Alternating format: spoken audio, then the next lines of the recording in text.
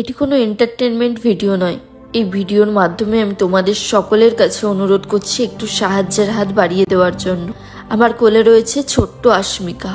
আশমিকা একটি বিরল রোগে আক্রান্ত, যার কারণে ওর হাত পায়ের মুভমেন্ট কমে আসছে।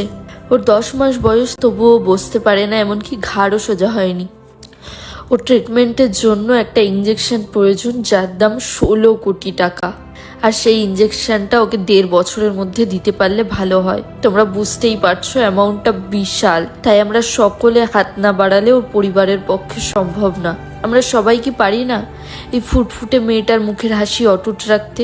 আমার এই পরিবারের কাছে হাত জোর করে অনুরোধ করছি, প্লিজ এগিয়ে এসো।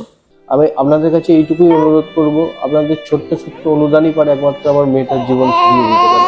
দয়া করে আমাদের এই কঠিন সময় আপনারা পাশে থাকুন, আর এই ভিডিওটাকে যতটা পারবেন শেয়ার করুন, যাতে আরো মানুষের কাছে পৌঁছায়, যাতে